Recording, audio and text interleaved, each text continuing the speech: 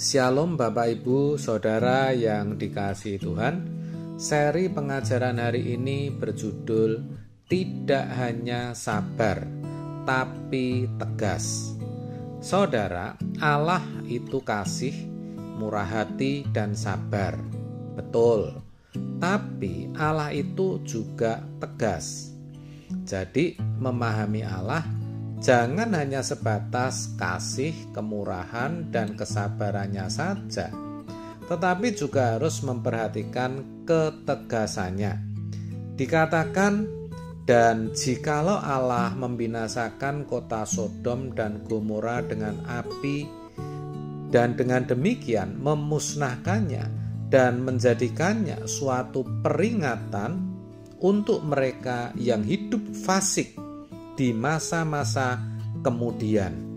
2 Petrus 2 ayat 6. Dari ayat ini kita bisa belajar bahwa orang-orang yang tidak mengindahkan peringatan-peringatannya, Allah membinasakan mereka. Maka pengenalan kita akan Allah harus utuh, harus bertumbuh terus sampai kita merasakan kegentaran akan Dia. Allah itu bisa tegas. Dan kalau Allah belum bersikap tegas, bukan berarti tidak. Belum itu bukan tidak. Buktinya dalam 2 Petrus 2 ayat 4 dikatakan, menyerahkan mereka ke dalam gua-gua yang gelap untuk menyimpan mereka sampai hari penghakiman.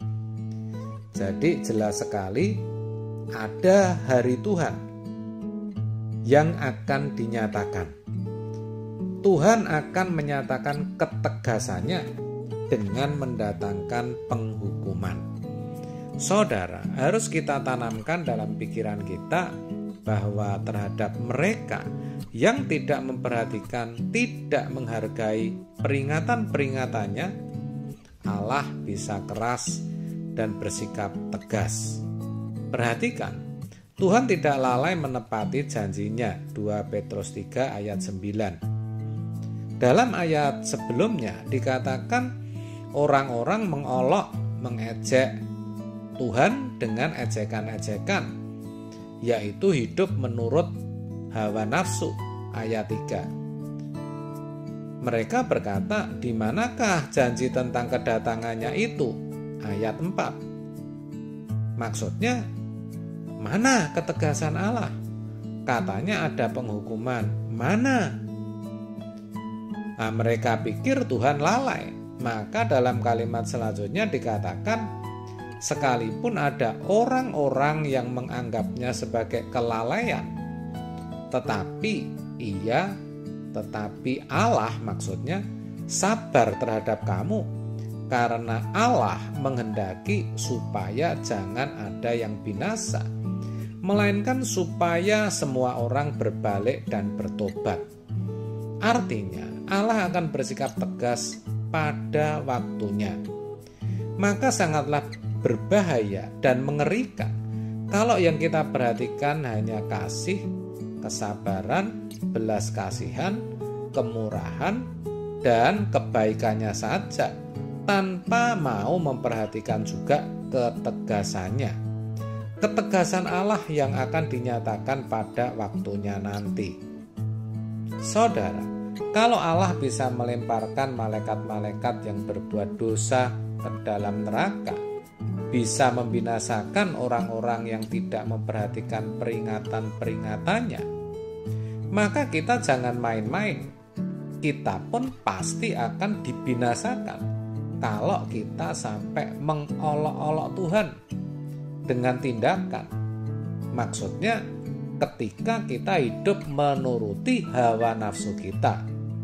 Dalam 2 Petrus 3 ayat 3 dikatakan, yang terutama harus kamu ketahui ialah bahwa pada hari-hari zaman akhir akan tampil pengejek-pengejek dengan ejekan-ejekannya, yaitu orang-orang yang hidup menuruti hawa nafsunya. Hati-hati saudara. Sekalipun kita rajin pergi ke gereja, menjadi aktivis gereja, bahkan menjadi pendeta. Tapi kalau masih menuruti hawa nafsu, sebenarnya kita mengejek Tuhan. Kalau jujur, ada loh orang yang menganggap remeh janji Tuhan, di mana di dalam hatinya ia berkata, semua baik-baik saja tuh, aman-aman saja. Nah, jadi jangan main-main. Kalau ada yang masih hidup dalam hawa nafsu, stop. Jangan lanjutkan. Jangan melawan Tuhan. Jangan berpikir kalau sudah ke gereja berarti tidak mengejek Tuhan. Itu salah. Daging kita itu kuat, saudara. Maka harus kita matikan. Segala kesenangan dan segala keinginan dalam jiwa yang tidak sesuai dengan Roh Kudus harus kita matikan. Iya, harus kita matikan. Harus kita, karena kita yang tahu.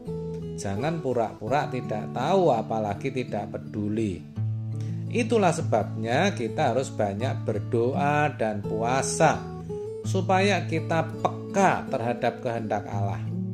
Kita harus benar-benar mau merendahkan diri di hadapan Tuhan dan berkata, Tuhan, aku mengasihimu. Saudara, hari Tuhan itu pasti akan tiba. Seperti dituliskan dalam 2 Petrus 3 ayat 10-11. Tetapi hari Tuhan akan tiba seperti pencuri. Pada hari itu langit akan lenyap dengan gemuruh yang dahsyat, dan unsur-unsur dunia akan hangus dalam nyala api, dan bumi dan segala yang ada di atasnya akan hilang lenyap. Jadi, jika segala sesuatu ini akan hancur secara demikian, betapa suci dan salehnya kamu harus hidup. Saudara, kalau Tuhan tidak menghendaki seorang pun binasa, Dia pasti memberikan peringatan-peringatan. Jadi, kalau kita mendengar firman hari ini, jangan keraskan hati. Miliki tekad yang kuat dan bulat untuk mematikan kedagingan dan hawa nafsu kita. Bisa, saudara. Kalau kita nekat, kita pasti bisa. Kenapa bisa? Karena kita itu dipanggil dan dipilih memang untuk hidup kudus di hadapan Bapa. Jadi Roh Kudus pasti menolong. Tetapi setan itu licik dan penipu. Dia selalu berkata nanti saja bisa. Itu tidak apa-apa. Saudara, kalau kita turuti bisikan setan itu, sebenarnya kita sedang mempermainkan dan mengejek, bahkan menghina Tuhan.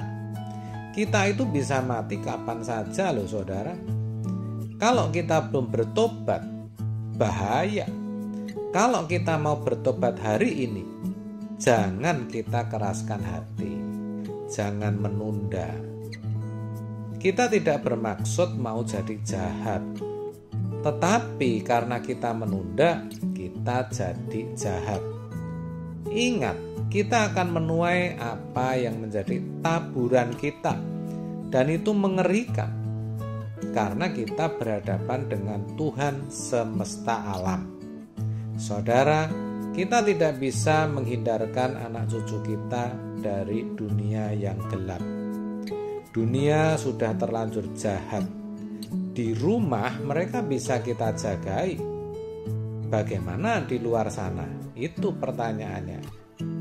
Maka kita harus memiliki terang yang sekuat-kuatnya agar anak cucu kita bisa diselamatkan.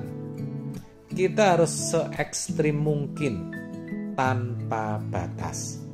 Amin. Tuhan Yesus memberkati.